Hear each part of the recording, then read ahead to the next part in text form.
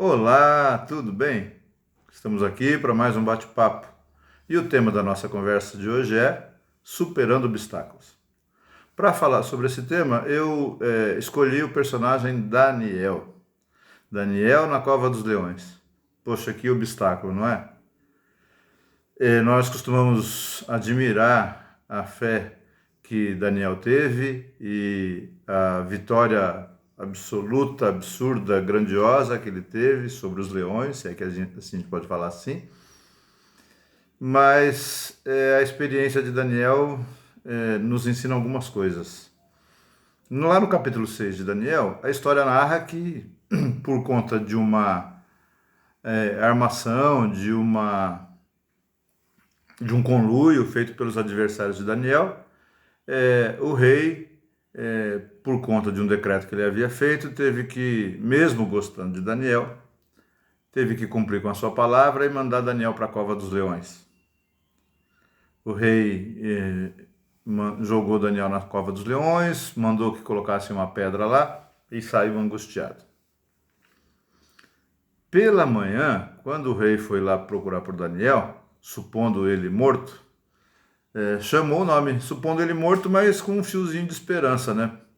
Chamou Daniel pelo nome, Daniel saiu e contou para o rei o que tinha acontecido. Ele disse assim: enquanto eu estava lá, o meu Deus mandou o seu anjo e fechou a boca do leão. Que maravilha, que história espetacular. A gente olha assim, lendo essa história hoje, que história linda, não é? Verdade? Já pensou todo mundo? A partir dessa vitória de Daniel, o próprio rei Dario faz um decreto dizendo que no reino dele todos deviam temer e temer ao Deus de Daniel, porque o Deus de Daniel livra, salva, faz sinais e maravilhas no céu e na terra. E quem fez esse decreto, quem disse isso, não foi Daniel, foi o rei, que em princípio era um homem ímpio, não praticava a religião de Daniel, não adorava Jeová. Então essa história lida hoje é muito interessante, é gostosa de ver. Poxa vida, a fé pode fazer maravilhas. Todos nós gostaríamos de ter a fé que Daniel teve, entretanto, a gente não gosta muito de passar na cova dos leões, né? É natural, né? Quem quer ter a sua fé crescida, aprovada, aumentada, fortalecida, passando pela cova dos leões. Mas não literalmente, mas nós temos as nossas covas dos leões, as nossas dificuldades todos os dias. Mas o interessante que eu quero ficar aqui nessa história de Daniel não é especificamente só com o milagre da salvação diante da boca do leão. É porque aquela história não começou naquele dia. A história de Daniel, da salvação de Daniel na boca dos leões, dentro da cova, começou muito antes. Daniel serviu a 4 reis. E ao longo da história, se você for ler o livro de Daniel, você vai perceber que características que levaram Daniel a esse ponto aconteceram durante toda a vida dele. Daniel foi levado cativo, e lá no capítulo 1, ele foi de Jerusalém para a Babilônia, levado cativo. E lá no capítulo 1 do livro de Daniel, diz que Daniel escolheu não se contaminar. Daniel não se contaminou com as práticas, os hábitos que o rei lhe ofereceu, com os benefícios, com os manjares, porque aquelas coisas que estavam sendo oferecidas a ele, ainda que fossem boas, iam contra aquilo que ele tinha aprendido da sua religião. Daniel, então, escolheu não se contaminar. Daniel, no capítulo 2, foi corajoso, porque ele revelou um sonho de Nabucodonosor, que era um sonho ruim.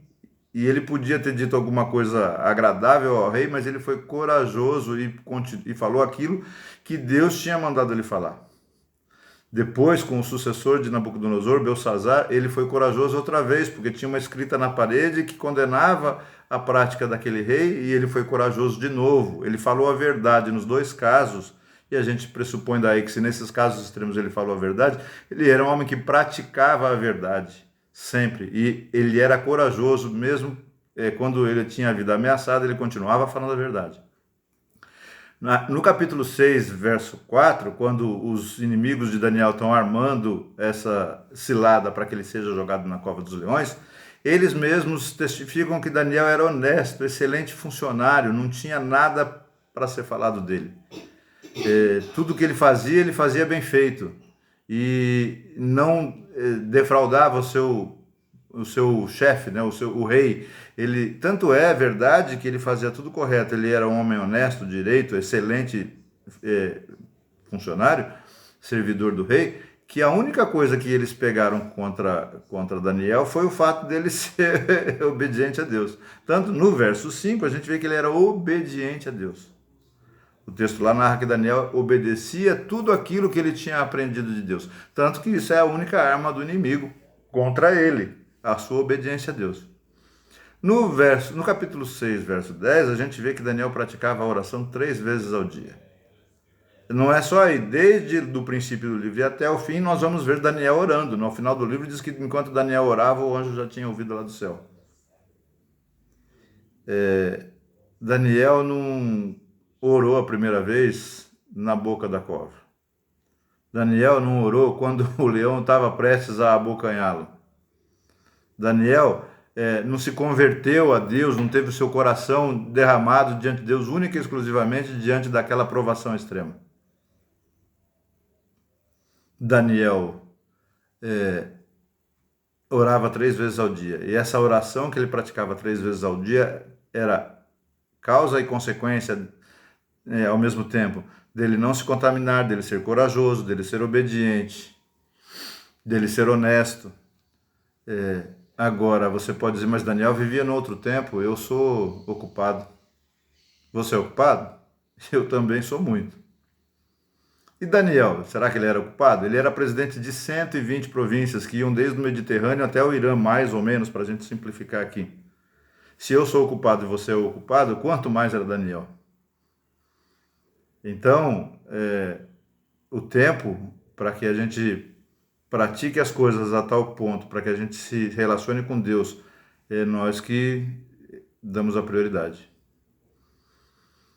Então, se a gente quer experimentar um milagre, os milagres que Daniel experimentou, porque tem outros na vida dele, se a gente quer experimentar os milagres de Deus, se você quer experimentar os milagres de Deus, não se contamine, isso é santificação.